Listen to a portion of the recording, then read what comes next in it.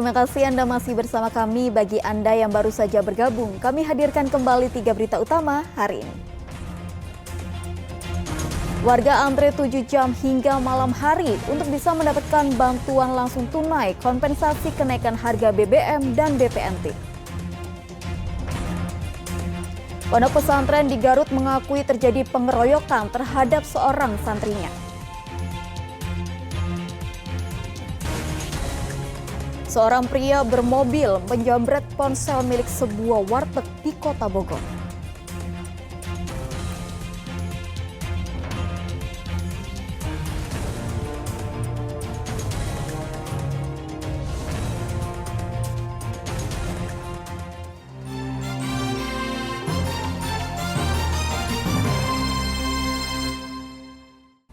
Belasan pengunjung dan pengemudi ojek daring terjaring razia kawasan tanpa rokok oleh petugas Satpol PP di pusat kota alun-alun Kota Bogor.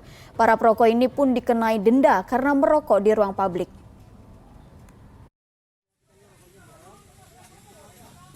Sejumlah pengemudi ojek daring dan warga lainnya tertangkap basah tengah merokok di area pusat kota alun-alun Bogor, yang termasuk kawasan dilarang merokok. Petugas Satpol PP yang melakukan razia rokok Rabu siang menyita bukti puntung rokok dan KTP para perokok tersebut dan menyidangkan para pelanggar pidana ringan di lokasi. Rata-rata para warga yang terjaring belum tahu bahwa area tersebut adalah kawasan dilarang merokok. Karena menganggap berada di ruang terbuka, warga pun dengan santai merokok. Kita sengaja fokus di alun-alun ini karena kan alun-alun bagian dari tempat yang masuk dalam zona dilarang merokok. Jadi Kota Bogor mengatur warga buat merokoknya. Jadi nggak ada sembarang tempat. Alun ini adalah public area, public space yang nggak boleh orang merokok dalam sini. Berapa orang Pak yang sudah diamankan? Sampai detik ini tadi udah ada 13 pelanggar. Saya masih berjalan, teman-teman dari TNI, dari kepolisian juga sama-sama dengan kita menjaring warga yang mungkin belum tahu ya, mungkin belum tahu ada aturan ini. Tapi dengan adanya sidang ini kami harapkan bisa lebih memahami aturan ini.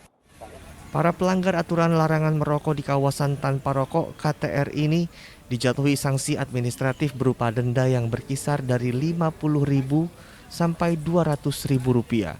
Sejauh ini Kota Bogor pun telah memiliki peraturan daerah tentang larangan merokok di area umum seperti taman bermain, taman ibadah, dan sekolah. Iwan Kurniawan melaporkan dari Kota Bogor. Tak hanya mahasiswa, buruh, dan pengojek daring juga menyuarakan protes mereka dengan berunjuk rasa menolak kebijakan pemerintah menaikkan harga BBM subsidi. Ratusan buruh dari beberapa serikat buruh di Kabupaten Garut turun ke jalan. Mereka menggelar unjuk rasa dari masing-masing perusahaannya menuju kantor DPRD Garut dengan tuntutan turunkan harga BBM. Para buruh berkonvoi kendaraan dari kawasan industri Leles menuju pusat kota. Sedang buruh lainnya yang sudah menunggu di Bundaran Simpang 5 berjalan kaki menuju kantor DPRD. Dalam orasinya buruh menyatakan dampak kenaikan BBM subsidi membuat kaum buruh di Garut merasa tertindas. Sebab upah minimum kabupaten yang hanya 1,9 juta rupiah per bulan tak lagi mampu memenuhi kebutuhan hidup mereka sehari-hari. Akibat keputusan pemerintah menaikkan harga BBM. Bantuan langsung tunai BLT BBM yang digulirkan pemerintah saat ini pun tidak menjangkau keseluruhan buruh yang ada. Memang memberatkan para buruh karena itu sangat gratis pisan memberatkannya. Karena kebutuhan pokok melonjak naik. Dan untuk ongkos-ongkos kerja itu merangkak naik juga sama. Buruh meminta pemerintah kembali menurunkan harga BBM subsidi atau menaikkan upah minimum kabupaten. Ya, kalau misalnya kebutuhan, kalau memang BBM naik kan bukan hanya satu bahan pokok yang naik, tapi semuanya juga terdampak.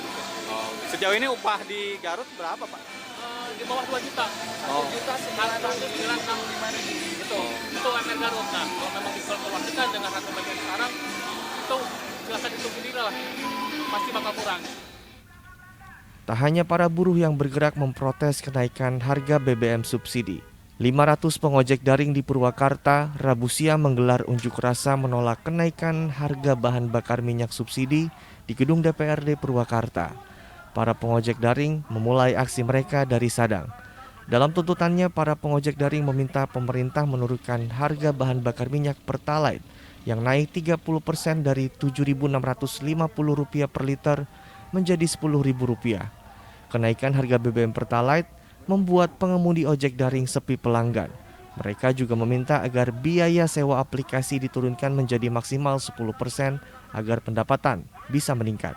Ojol Purwakarta berkunjung ke Gedung Dewan Pimpinan Rakyat yang ada di Purwakarta ini, yang dimana kami ingin menyuarakan aspirasi-aspirasi kami. Yang pertama, secara tegas kami menolak kenaikan harga BBM. Para pengemudi ojek daring diterima anggota DPRD Kabupaten Purwakarta untuk menyalurkan aspirasinya. Gelombang unjuk rasa penolakan kenaikan harga BBM yang dilakukan berbagai elemen masyarakat, baik dari mahasiswa dan masyarakat umum yang mengambil tempat di Jalan Perintis Kemerdekaan Kota Sukabumi menuju gedung DPRD Kota Sukabumi yang melewati Jalan R.E. Marta Dinata dan Jalan Ahmad Yani, membuat pengalihan arus lalu lintas harus dilakukan. Sebab kedua ruas jalan tersebut adalah pusat kegiatan ekonomi yang padat. Pengalihan arus lalu lintas dilakukan Satuan Lalu Lintas Polres Sukabumi Kota secara situasional hanya bila terjadi unjuk rasa. Tim Liputan melaporkan. Antrian panjang mewarnai penyaluran bantuan langsung tunai kompensasi kenaikan harga BBM dan BPNT di sejumlah wilayah. Bahkan di salah satu desa di Majalengka, pembagian BLT BBM masih berlangsung hingga malam hari.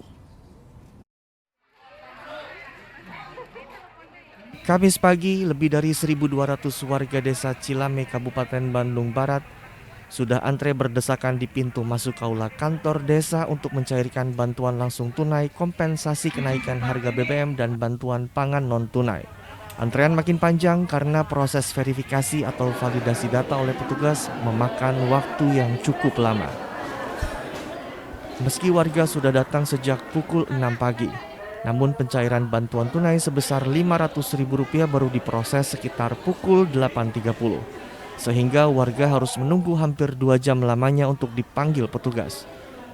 Bagi warga berpenghasilan rendah, tak ada pilihan selain menunggu. Ini rencana uangnya buat apa, Bu? Buat itu biaya sekolah anak lagi kuliah. Jumlah penerima BLT BBM di desa Cilame adalah yang terbanyak bila dibandingkan dengan 11 desa lainnya yang ada di Kecamatan Ngamprah, Bandung Barat. Total ada sebanyak 6.210 penerima bantuan di 12 desa yang masuk Kecamatan Ngamprah. Antrean panjang warga desa Tanjung 3, Kecamatan Belanakan, Kabupaten Subang yang menerima BLT BBM dan BPNT terjadi karena setiap warga dipersyaratkan untuk lebih dulu antre vaksinasi COVID-19 booster atau dosis ketiga. Ini masyarakat sudah mendapatkan BLT BBM Tanjung 3 itu 879 orang. Tapi di mana ada program harus masyarakat harus divaksin. Vaksin keberapa? Masyarakat harus vaksin terlebih dahulu. Vaksin keberapa vaksinnya?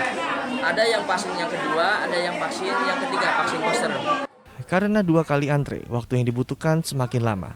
Apalagi warga yang antre sebagian besar adalah perempuan yang membawa anak kecil dan lansia. Udah hampir 1,5 jam belum dipanggil, kelar aja. Ini kenapa ini? Ya, apalagi antriannya banyak banget. Apa, Bu? Berasnya Dapatnya berapa itu? dapatnya 5. 5 apa? 500.000. Untuk keperluan apa, Bu? Keperluan ya Itu udah divaksin belum, Ibu? Udah. Udah vaksin ya? Iya, udah. Kalau nggak divaksin nggak dapat ya? Iya. Pembagian BLT BBM di Gor Desa Liang Julang, Kecamatan Kadipaten Majalengka bahkan berlangsung hingga malam hari. Warga yang antre mengaku mereka menunggu selama 7 jam sejak pukul 13 siang sebelum akhirnya mendapatkan giliran menerima BLT.